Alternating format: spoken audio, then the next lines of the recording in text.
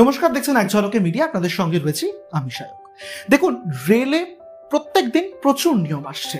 রেলে কখনো বাড়তি লোকাল ট্রেন চালানোর সিদ্ধান্ত হচ্ছে, কখনো আবার বন্দে ভারত ছুটছে। কিন্তু এই সবকিছুর মধ্যে যাত্রীদের আবার প্রশ্ন যে তাহলে রেলের পরিষেবাতে এত সমস্যা কেন, এত ট্রেন লেট কেন, অফিস টাইমে যেতে গিয়ে কেন যাত্রীদেরকে প্রত্যেক দিন নাজেহাল হতে হচ্ছে, নাকানি চোবানি খেতে হচ্ছে ট্রেনে উঠে।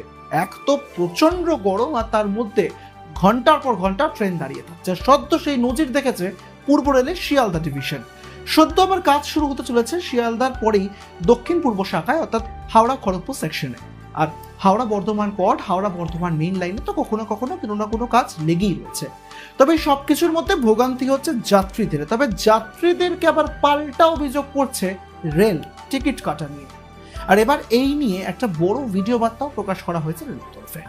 প্রকাশ করেছেন মুখ্য জনসংযোগ আধিকারিক পূর্ব রেলের কৌশিক মিত্র।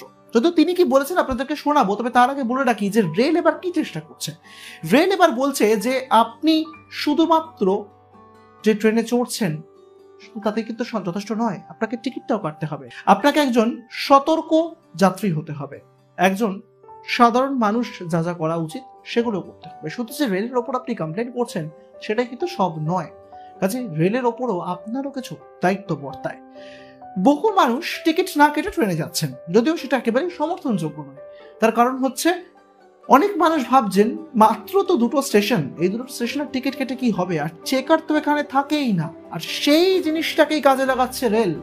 রেল বলছে যে না, যত প্রান্তিক স্টেশনই থাক না কেন টিকিট আপনাকে কাটতেই হবে। তার কারণ এবার আমরা শুরু করছি একটা অন্য রকমের চেকিং সিস্টেম, যেই চেকিং সিস্টেমে আপনি হয়তো কল্পনাও করতে পারবেন না যে এই সব স্টেশনেও কখনো কখনো টিকিট চেকার আসতে পারে।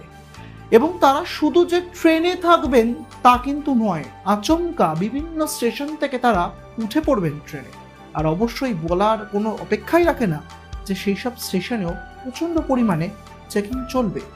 তবে রেল কিন্তু একটা স্পষ্ট বার্তা দিয়ে দিয়েছে যে টিকিট না কাটলে যে ফাইন হয়, সেই ফাইন থেকে যে রেল টাকাটা তোলে, সেই টাকাটা তোলাই কিন্তু এবার উদ্দেশ্য নয়। এবার উদ্দেশ্য হচ্ছে অন্য একটি উদ্দেশ্য, হচ্ছে যে সাধারণ মানুষের মধ্যে চেতনাবোধ জন্মানো। এই নিয়ে বিস্তারিত জানিয়েছেন রেলের মুখ্য জনসংযোগ আধিকারিক পূর্ব রেলের কৌশিক মিত্র। তিনি কি বলেছেন শোনাবো আপনাদের। এই যে সহযাত্রীরা টিকিট কাটছেন না, আপনার সহযাত্রীরা, তাদেরকে একটু বলে রেখে দিন যে যে কোনো দিন যে কোনো মুহূর্তে, যেমন ধরুন তালদি থেকে আমরা হয়তো চাপবো টিকিট চেকিং স্কোয়াড সন্ধ্যে 6টায় বা 7টার সময়, তখন ধরা পড়লে কিন্তু সমাজে মান ইজ্জত একদম ধুয়ে যাবে, খারাপ লাগবে সবারই। বা এটাও হতে পারে আমরা যারা হাওড়া ডিভিশনের যাত্রী তাদের কথাও বলছি, তাদের জন্য আমরা হয়তো আরামবাগে চাপলাম, মানে এমন একটা লোকেশনে চাপবো যেখানে হয়তো মানে কোনোদিন আশাও করেননি মানুষজন যে আমরা টিকিট চেকিংয়ের জন্য ওই সন্ধ্যাবেলায় 7টা বা 8টার সময় আমরা টিকিট চেকিং করব। এটা উদ্দেশ্য কিছু নয় যে টিকিট চেকিং করে আমরা রেলওয়ে প্রচুর লাভ করবে, এটা নয়। কিন্তু যেটা উদ্দেশ্য সেটা হলো যে আপনার সহযাত্রীকে একটু বুঝিয়ে দেওয়া যে মানুষের উপকারের জন্য রেল এই কাউন্টারগুলো করেছে, ইউটিএস সিস্টেম করেছে যাতে সহজে টিকিটটা কাটতে পারে। আর বাসের থেকে রেলের ভাড়া অনেক কম, টিকিটটা যদি নিয়ে নেয় হাতে তাহলে তো অনেক সুবিধা, এই সামাজিক অসম্মানটা তো হয় না।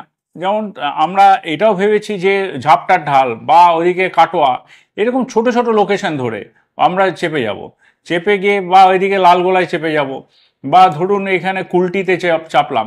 এরকম করে আমরা বিভিন্ন জায়গায় ছোট ছোট করে আমরা এবার টিকিট চেকিং শুরু করছি পূর্ব রেলের তরফ থেকে।